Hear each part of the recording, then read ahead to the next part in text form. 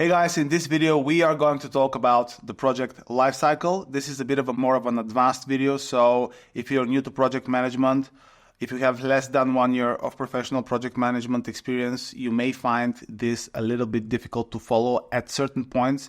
I will try to give you heads up when I mention something more advanced, but the topic of project lifecycle is fundamental to project management. You have to make sure that you have a solid grasp on that.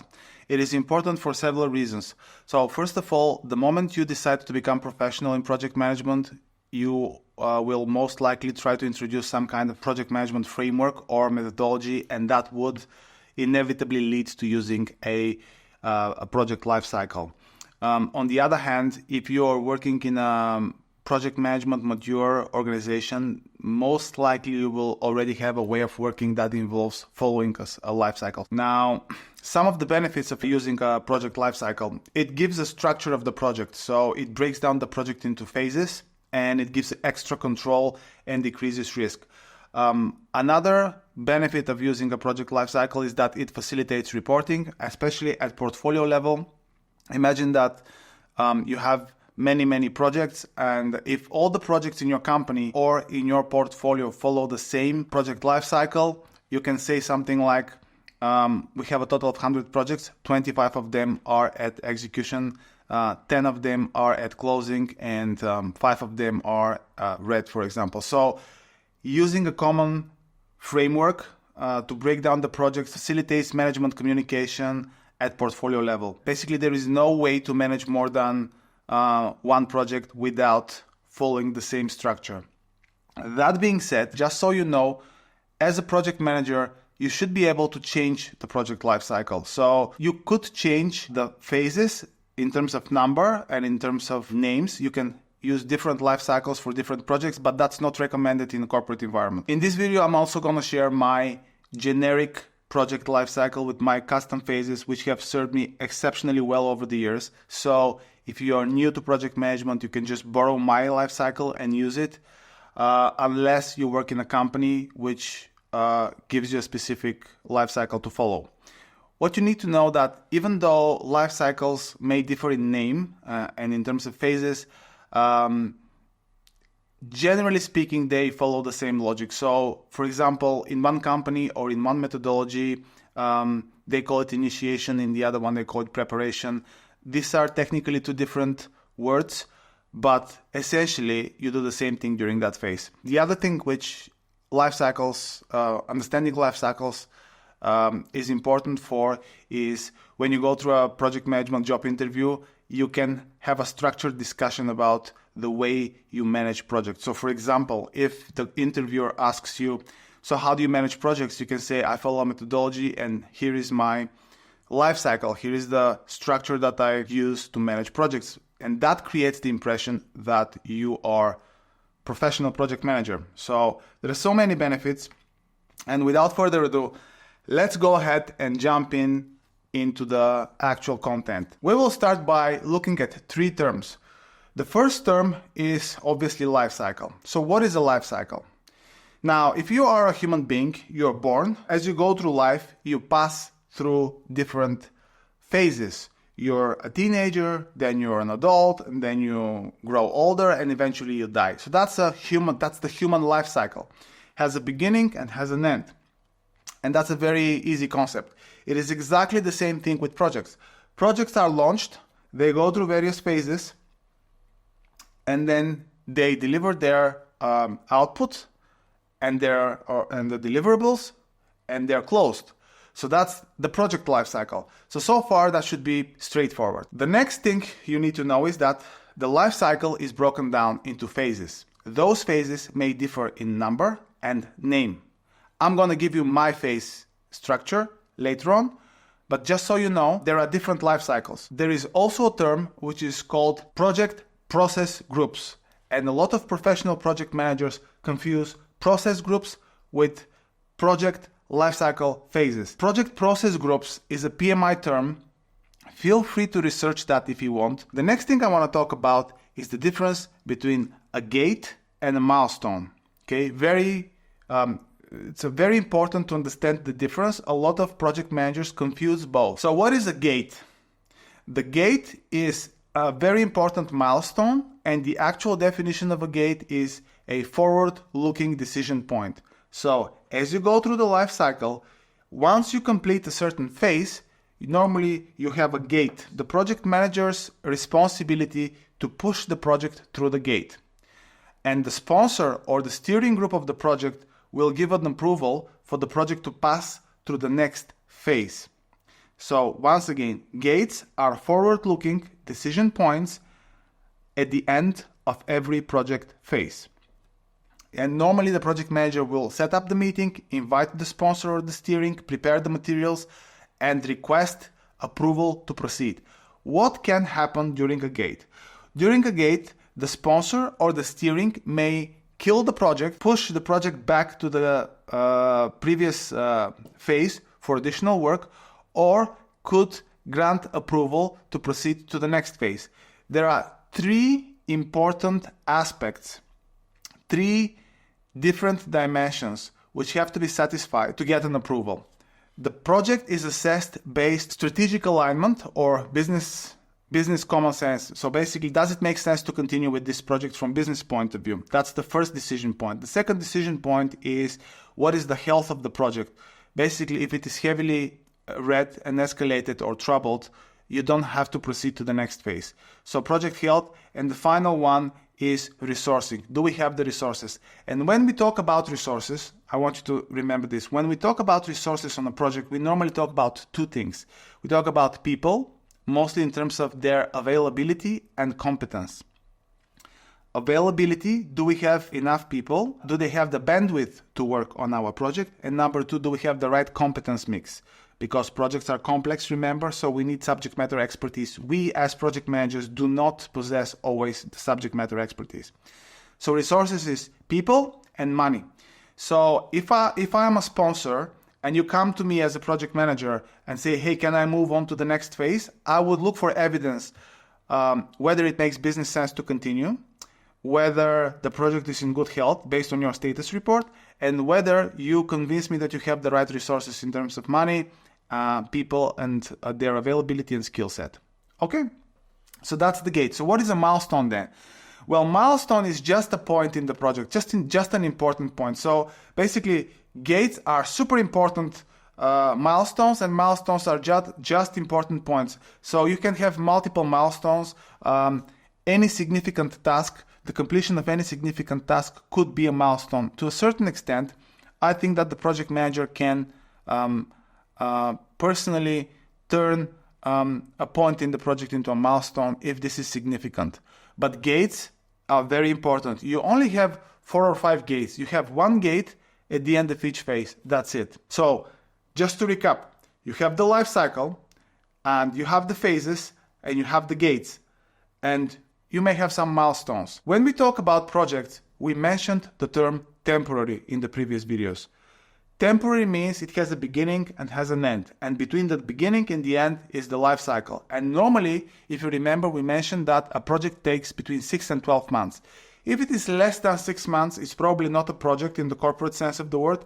And if it is more than 12 months, it's probably a program and it needs to be broken down. All right? So far you should be okay with this. So now I want to go through the various phases, and I'm going to share with you what happens throughout each phase. The first phase in the project lifecycle is idea/solution.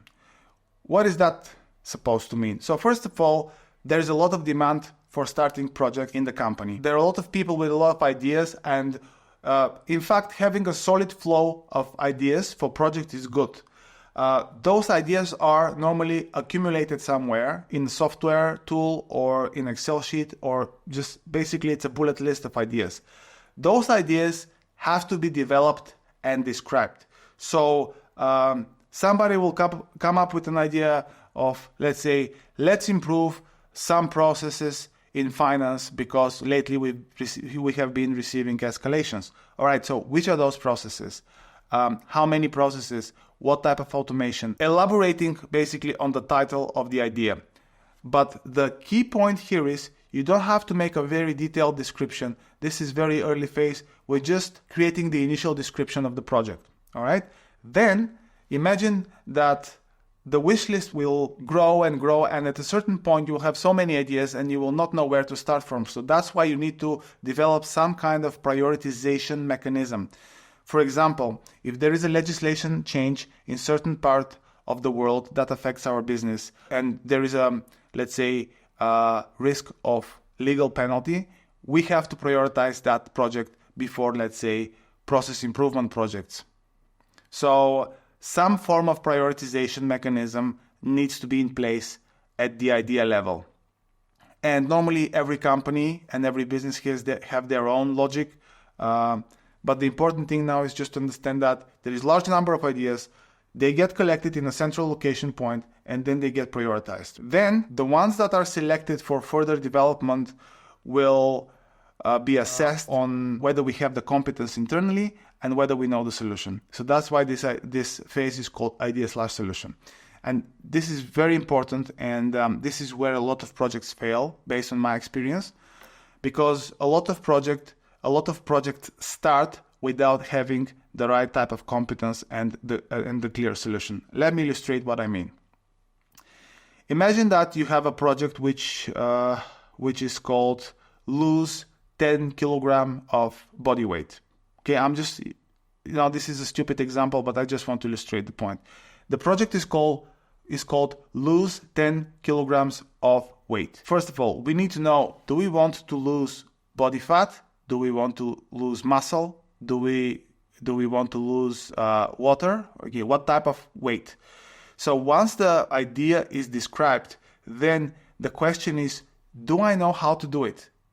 Every time you are presented with a project, let's say build a house, build a coffee machine, lose 10 kilograms of body fat, the first question as a project manager should be, do I know how to do that?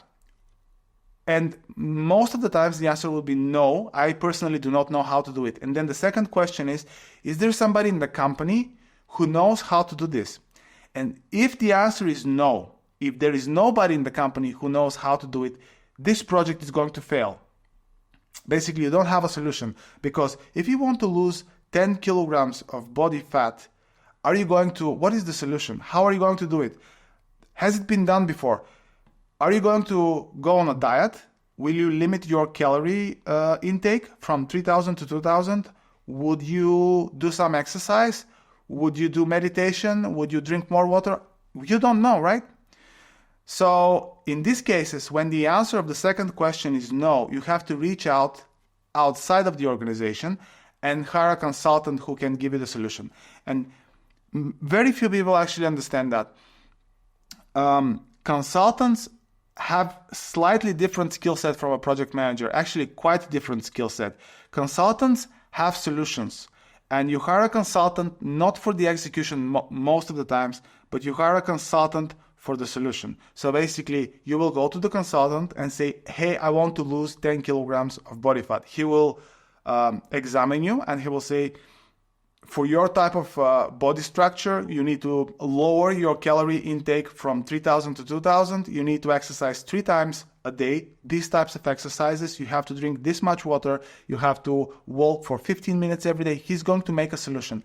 That solution from a person who understands the industry and what you're trying to do will become the scope of your project. Very important. So now you know what needs to be done. This is at the idea phase, and you have kind of high-level description of what needs to be done. And then you go to gate approval. So now you have completed the first phase of a project, and you go to the gate. You set up a meeting with your sponsor, and the sponsor is the person who owns the benefit of the project. Keyword here is he owns the benefit, not the deliverables. Okay? You as a project manager own the output and the deliverables. The sponsor owns the benefits. If it is really big project, you would invite a steering. Basically, if the responsibility for the decision is so big that the sponsor alone cannot handle that risk, he or she will invite more senior folks from the organization and they will form a steering. So this steering will review your project from 3 main angles. Does it make business sense? Do we still need that project? If the answer is yes, they'll say yes to that. The second dimension is, what is the project health? So is it green, red, yellow? If it is red, maybe they will say stabilize the project first before you go to the next stage. And the third dimension of approval is, do you have the resources? Are you over budget? Are you under budget? Do you have the people, the right people on board? Are they committed and motivated to deliver the project? If the answer is yes to all of those points, they will give you a yes on the gate, and you will continue into the next phase. So that's the first phase of a project. Again, triple underline, if you don't have a solution and somebody who owns the solution, the whole thing will fail, because you will lean the ladder on the wrong wall. You will be executing something that is not beneficial long term. Okay, hopefully that makes sense. So we're moving on to the next phase. So the next phase is called preparation. So now you have the idea sufficiently described and you start preparing. The idea continues to be defined in greater detail. You can think about adjustments and how you're going to handle risks and how you're going to tailor the methodology that you use. You will have the first version of the stakeholder map. So who are the people that are interested in this project, who needs to be communicated, who needs to be informed, etc. You will probably review some lessons learned if this was done before in the company, or you will spend some time with the consultant to explore the solution and learn about the solution. And you will probably set up the project from admin point of view. If you're using software, you will create the entry in the software for that project. You will prepare the templates. It depends on the actual organization that you're working at. The other thing that you can do is, the most important thing that happens during that phase is you're going to obtain the team. So remember, projects are complex. They take 6 to 12 months, and you don't have the subject matter expertise in yourself to deliver them. So therefore, you need people. That's going to be your project team. So you have to go and request the people who are going to be working on your projects, because now you know what you need, right? You once you know what you need, once you know the scope, you will naturally understand what type of people do you need. Do you need somebody from marketing? Do you need somebody from finance? Do you need somebody from procurement, from HR? Is there recruitment involved? If there is recruitment involved, of course, you will need somebody from HR and so on and so forth. So you're going to go to their managers, to their resource owners, and you're going to say, guys, I'm the project manager of Project X. This is the scope. This is my sponsor, normally a senior person in the organization, and we need Mr. X from your team for 6 months at 25% utilization to work for me. And hopefully they will give it to you. And hopefully this person will be able to contribute on your project. So preparation is basically obtaining the resources. So that's phase 2. Once you're done, once you have the people on board, you're going to kick off. You're going to set up a meeting. You're going to kick off and you'll say, guys, we're now a project team. This is the scope. You will present yourself as the project manager, and you will set up the next gate. And the next gate is basically conclusion of preparation and approval to start planning. Approval to start planning, because remember, we said that gates are forward-looking decision points. So the sponsor will give you a yes to close the preparation phase and start the planning phase. Now, planning phase is very important, especially in waterfall projects. As the name suggests, you're going to develop the plan. Think about from logical point of view. You have an idea. You have a solution, how to materialize that idea. Then you have the resources, you have the people and the money.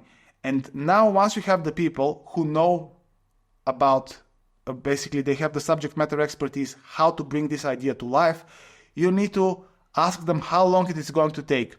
And together with them, you're going to organize planning workshops or scheduling workshops. You basically lock them in a room, buy them pizzas and Coke. When I say Coke, I mean Coca-Cola, right? Don't get creative. And you're going to brainstorm. You will create high-level work breakdown structure, and you're going to start sequencing the tasks. Now, scheduling is a very, I wouldn't say complex, but it's a specific area which is outside of the scope of this video. So if you are new to project management and if you haven't done scheduling workshops, probably you need to follow up and research that on your own. But basically the way scheduling works on the principles of breaking down complex things. So you want to build a house, you're going to break down the house into foundation, floor 1, floor 2, roof. Then when it comes to foundation, how do you build the foundation? You break that down into subtasks and eventually you will have all the tasks in the project, and then you have to sequence them using dependencies. And there is a special software package that can create a Gantt chart. So basically the output of the scheduling should be a Gantt chart. Okay? And if you don't know what a Gantt chart is, again, Google that. It is one of the core documents and outputs of planning. You have to have a schedule. One of the key principles of waterfall is always plan before you act. That's the mantra that you need to follow if you want to be waterfall. Every time you catch yourself executing something without having a schedule, you're not doing waterfall. Many years ago, I had a French manager who used to say that young and inexperienced people jump into action the moment they hear that something needs to be done. Back then, I was laughing at this advice, but looking at this advice from today's point of view, I can see the wisdom definitely. Never jump into action, especially on complex things, because you're going to end up reworking and you're going to save yourself a lot of headache. So planning ends up with a project schedule, and I call the end of planning a baseline review. Basically, now the scope is clear, ideas very well documented, resources are identified, you have the schedule, you have the road from point A to point B until the end of the project. All right. So now you set up a meeting with the sponsor and the steering, and you said, guys, here is how we are going to do this. We're going to start from point A and from point B. This is my team. We have created this schedule together. They are 100% confident that this is the schedule to bring us over the finish line. And again, the sponsor and the steering will review the status from 3 main points. Does it still make a business sense? Okay, do we still want to do this project at all? Because sometimes businesses change direction.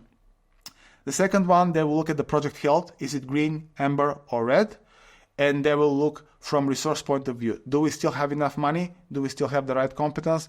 Are the people motivated to deliver? If the answer is yes, again, they will approve the start of execution. All right? They'll say, yes, this is good, the planning is okay, let's move on. So the next phase is execution, and this is where the real work gets done. So basically, now you have to implement the governance, which means you have to set up the regular meetings with the project team, and you regularly, preferably on weekly basis or 2 times a week, you review the schedule, tick off the tasks that are done. You have to motivate the team to perform. You have to communicate status update on weekly basis to the key stakeholders. You have to protect the scope of the project, because sometimes senior executives try to add scope to the original scope, which is called scope creep. You have to protect that. If there are delays or challenges or roadblocks, you have to document and escalate them. And essentially, you monitor and control the work for the duration of the execution. Now, this is a standard execution phase. I told you that the life cycle that I'm giving you is hybrid, and so far it has been waterfall. So if you have a need to make this more agile, execution is the phase where you can say, you know what, I'm not going to deliver the whole scope at once. I'm going to break down the execution into several phases. So kind of sub phases, so breaking down the execution. For example, if parts of your project can be done in an agile way, you can certainly have an agile phase within the waterfall project. And you can say, the project is to build a house, but it consists of 4 phases. Phase 1 would be foundation. Phase 2 would be floor 1.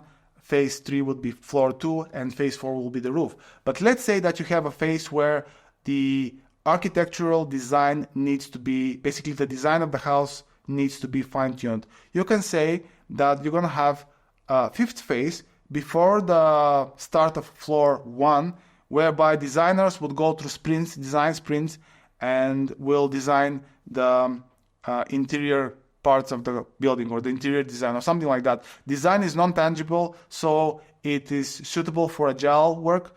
So you can experiment with this. There is no right and wrong way to use it. You can break down the execution the way you want, as long as you have a clear structure and clear subgates. So within the execution phase, you can say, I'm going to have smaller gates that separate each part of the execution. Okay, so that gives you universal life cycle. Once you deliver the scope at the end of the execution, you organize probably the most important gate in the project. This is the go live gate. So you invite your sponsor, you invite your steering, and the future owner of the outputs, maybe operations, if you're working in a corporate environment, and you say, guys, this is the scope, this is what we delivered. Here's the checklist. You can check that everything has been delivered. I would like to request closure, to initiate the closing processes. If everything is okay, the steering will accept the project as successful, and then you're going to start the final phase, which is closing. So what do you do in closing? Closing is mostly project management phase. You don't involve anybody else apart from the project manager. And there are several key things that happens during closing. First of all, you release the team. You borrowed some subject matter expert from the organization, and now you bring them back to the organization. You can provide feedback, you can coach them, etc. But basically, you bring the resources back. You hand over all the documentation to the standing organization, to the people who will operate the product or the output of the project. Passwords, configuration files, documentation, everything that you feel that will be important for the ongoing operation, you have to give it back to the future owner. If it is a house, you're going to give them the keys to the house, basically. Then you should have a session for lessons learned. Before you release the team or during the last meeting, you can just have a workshop where you document the things that surprised you, both positively and negatively. In this way, you contribute to having a learning organization. Very, very important. Many project managers don't do it because at the end of the project, they are already delayed and they just don't feel like doing it. But it's a good practice to have lessons learned at the end of the project. And then finally, you archive the project because you're going to use the archived projects to assess your project managers on their performance going forward, and it becomes an organizational asset. So this is my life cycle. You can use it, very universal. You can use this life cycle on any project that comes in your life, both personal and professional. If you see other life cycles, they may have slightly different names, but the essence and the logic and the steps that I described are almost universal. Very rarely you will find something which is different. I'm giving you the master key to the life cycle. This is the master life cycle. It's kind of applicable to almost any situation. It is both hybrid and agile in the same time. You can do any project with this, okay? And that pretty much wraps this session. It's been very heavy. It was a little bit heavy on project management knowledge. Again, if you are new, maybe I lost you at a certain point, but I really tried to be high level and to cover as much ground as possible, and hopefully you learn some very practical tips that will help you talk about your projects if you are in an interview situation, or will help you manage your projects in a more structured and professional way. I'll see you in the next video.